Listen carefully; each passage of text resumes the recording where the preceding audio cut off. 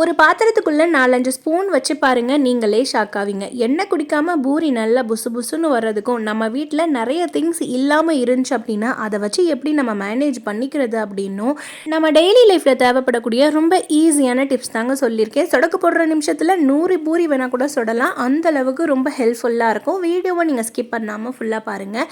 நீங்கள் இப்போ தான் நம்ம சேனலை ஃபஸ்ட்டு டைம் பார்க்குறீங்க அப்படின்னா கடைசி வரைக்கும் பாருங்கள். பிடிச்சிருந்துச்சு அப்படின்னா மறக்காமல் சப்ஸ்கிரைப் பண்ணிக்கோங்க.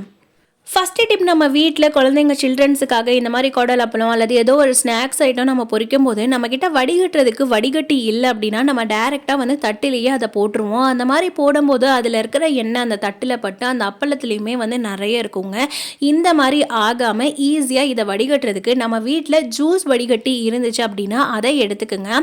அதை அந்த தட்டு மேலே வச்சுட்டு அதுக்கப்புறம் நீங்கள் வடகத்தை பொரிச்சு அந்த ஜூஸ் நம்ம வடிகட்டி வச்சுருக்கோம்ல அதில் போட்டோம் அப்படின்னா அது ஆயில் எல்லாத்தையுமே ஃபில்டர் பண்ணி கொடுத்துருங்க. ரொம்ப சிம்பிளான ஐடியா.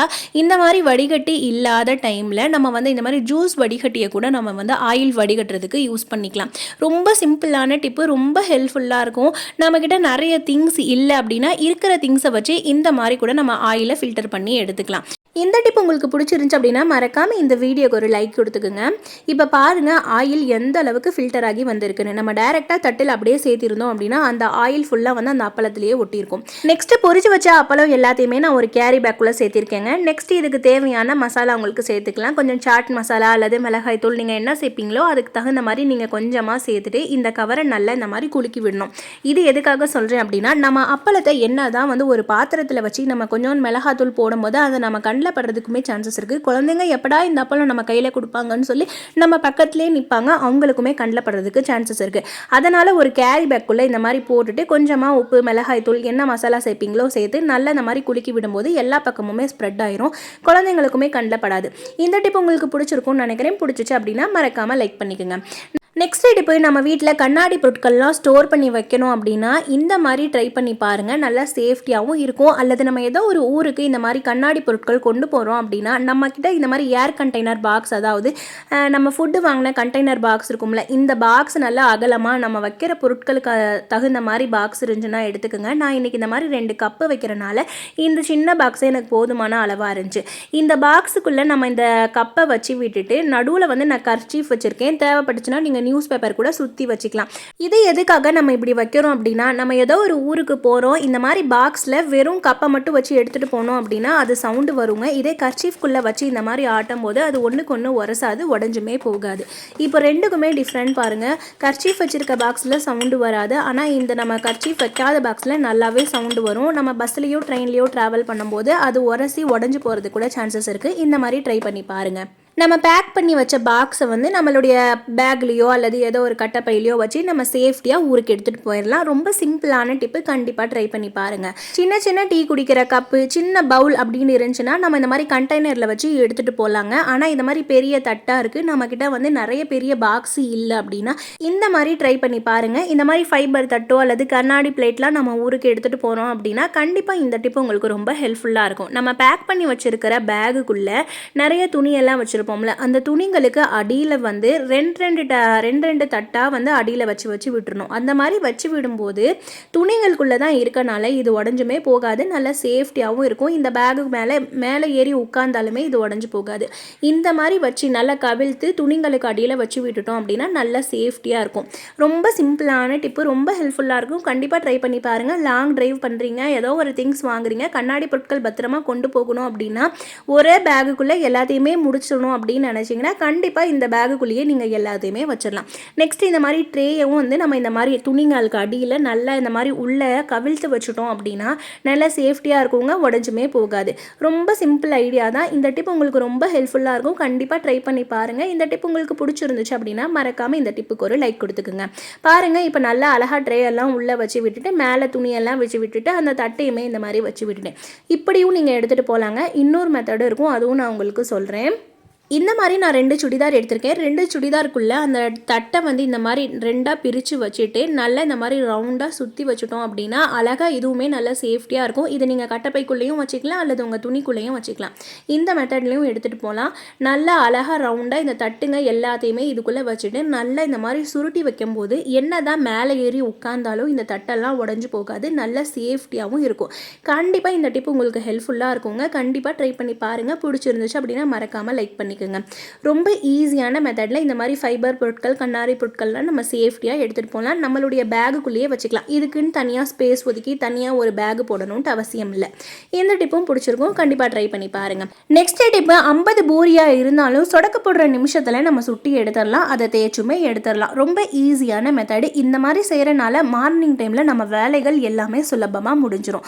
அது மட்டும் இல்லாமல் நம்மக்கிட்ட கொஞ்சமாக தான் எண்ணெய் இருக்குது. ஆனால் பூரியும் சாப்பிட்ணுன்னு ஆசையாக இருக்குது அப்படின்னா இந்த மெத்தடை நீங்கள் ட்ரை பண்ணி பாருங்கள். இப்போ ஒரு சின்ன சைஸ் உளவுக்கு நான் மாவு எடுத்துக்கிட்டேங்க. இதை நான் தேய்ச்சி காட்டுற மாதிரி நல்லா இந்த மாதிரி தேய்ச்சி எடுத்துக்கோங்க. நம்ம சேனலில் ஏற்கனவே பூரி எப்படி சுடணும், அதுக்கு மாவு எப்படி பிசையணும், எந்த அளவுக்கு மசாலா செய்யணும்னு வீடியோ அப்லோட் பண்ணியிருக்கேன். மறக்காமல் நீங்கள் செக் பண்ணி பாருங்கள்.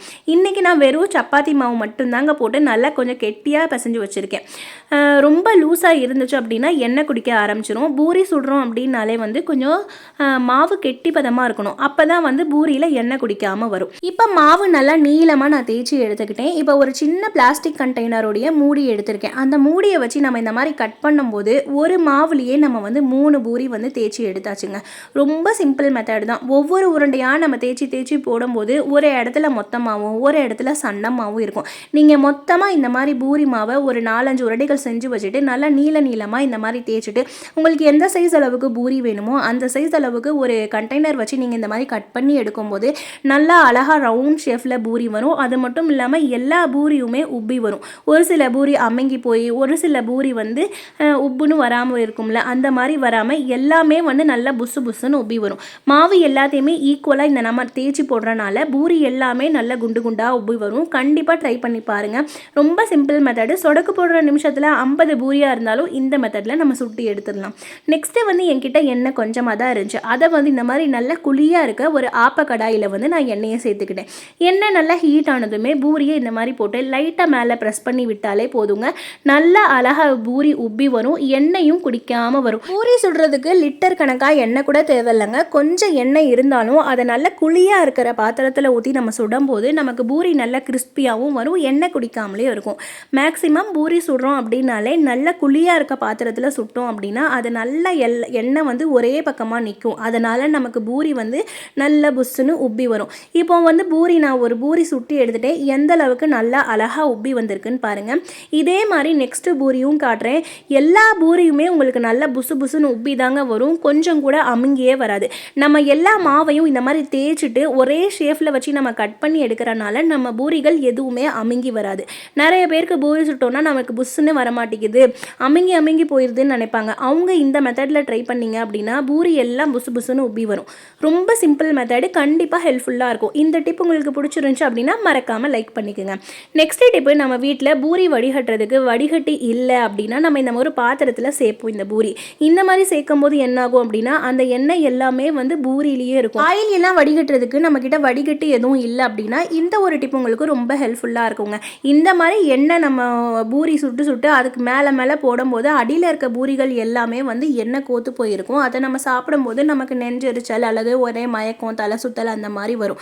நல்லா ஆயில் ஃபில்டர் பண்ணி எடுக்கிறதுக்கு இந்த ஒரு டிப்பு நீங்கள் கண்டிப்பாக ட்ரை பண்ணி பாருங்கள். நம்ம வீட்டில் இருக்க ஸ்பூன் ஒரு 4-5 ஸ்பூனை நான் இந்த பாத்திரத்தில் போட்டு விட்டுறேன். நம்ம எந்த பாத்திரத்தில் பூரி போடுறோமோ அந்த பாத்திரத்துக்கு அடியில் 4-5 ஸ்பூனை வந்து இந்த மாதிரி போட்டு விட்டுறணும். இந்த ஸ்பூனை நம்ம இந்த மாதிரி தலைகீழாக திருப்பி இந்த மாதிரி பாத்திரத்தில் போட்டு வைக்கும்போது இந்த ஸ்பூன் மட்டுமே நமக்கு நல்ல ஆயிலை ஃபில்டர் பண்ணி கொடுத்துக்கோங்க. பூரியில் கொஞ்சம் கூட எண்ணெயே விட்டாது.